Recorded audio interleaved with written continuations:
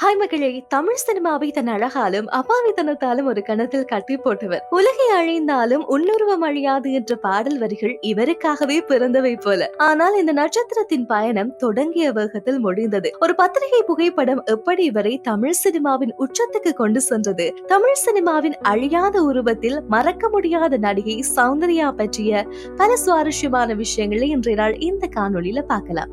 1990களில் இயக்குனர் RB உதயகுமார் தனது பொன்னுமணி படத்துக்கு புதுமுக ஹீரோயினை தேடிக் கொண்டிருந்தார். அவர் விரும்பியது ஒரு சாஃப்டான முகம், ஆனால் அதே நேரத்தில் நடிக்கவும் தெரிந்த ஒரு பெண். வழக்கமான ஹீரோயின்களை தவிர்த்து புதுமுகமாகவே ஒருவரை தேடினார். ஆனால் பல ஆடிஷன்களுக்கு பிறகும் அவரது மனதை யாரும் தொடவில்லை. ஒரு நாள் சினிமா எக்ஸ்பிரஸ் பத்திரிகையில் சௌந்தர்யாவின் புகைப்படத்தை பார்த்தார் உதயகுமார். உடனே PR-ஐ அழைத்து யார் இந்த பெண் என்று விசாரித்தார். அப்போதுதான் சௌந்தர்யா ஏற்கனவே கன்னட படங்களில் நடித்து வருவது தெரிய வந்திருக்கின்றது. பெங்களூரில் இருந்து சென்னைக்கு உடனடியாக சௌந்தர்யாவை அழைத்து நேரில் பார்த்த உடனே அவருடைய அப்பாவித்தனமான முகமும் இயல்பான அழகும் உதயகுமாரை வெகுவாக கவர்ந்தது. ஆனால் ஒரு சிக்கல் என்னவென்றால் சௌந்தர்யாவுக்கு தமிழ் தெரியாது என்று கூறினார். ஆனால் உதயகுமார் பரவாயில்லை, மேனேஜ் பண்ணிக்கலாம் என்று சொல்லி அவரின் ஒப்பந்தம் செய்து கொண்டார். இதுதான் சௌந்தர்யாவின் தமிழ் சினிமா அறிமுகம். பொன்னுமணி படத்தில் கார்த்திக்குடன் இணைந்து நடித்தார். நெஞ்சுக்குள்ளே இன்னார் என்று சொன்னால் தெரியுமா என்று பாடலில் வரும் உலகை அழிந்தாலும் முன்னுருவம் அழியாது இந்த பாடல் வரிகள்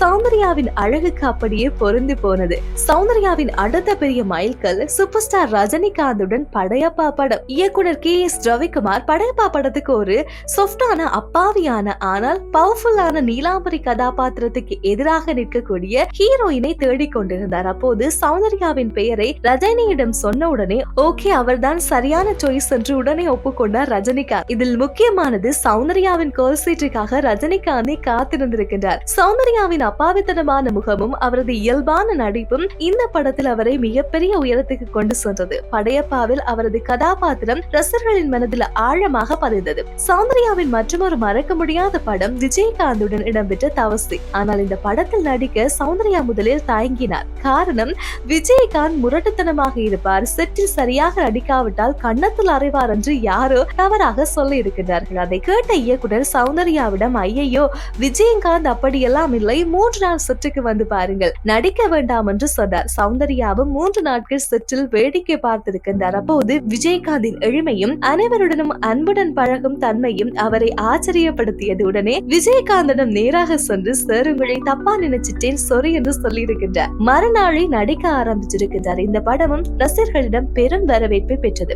சௌந்தர்யா ஒரு குறுகிய காலத்தில் தமிழ் சினிமாவில் முத்திரை பதித்தவர். சொக்கத்தங்கம் படத்தில் பாக்யராஜ் இயக்கத்தில் விஜயகாந்துடன் மீண்டும் இணைந்து நடித்தார். ஆனால் இவ்வளவு புகழ் பெற்றவரை நாம் மிக விரைவில் இழந்து விட்டோம் என்றுதான் சொல்ல வேண்டும். ஆனாலும் அவரது ஹோம்லியான முகம், அந்த புன்னகை, அந்த அப்பாவித்தனம் இன்னும் ரசிகர்களின் மனதில் அழியாமல் இருக்கின்றது. சௌந்தர்யாவின் இந்த திரைப்பயணம் பற்றிய உங்களுடைய கருத்துக்களையும், உங்களுக்கு பிடிச்ச சௌந்தர்யாவின் படம் எது என்பதை மறக்காம கமெண்ட்ல சொல்லுங்க. உங்களுக்கு இந்த வீடியோ பிடிச்சிருந்தா லைக் பண்ணி ஷேர் பண்ணுங்க. மறக்காம சேனலை சப்ஸ்கிரைப் செய்யுங்க.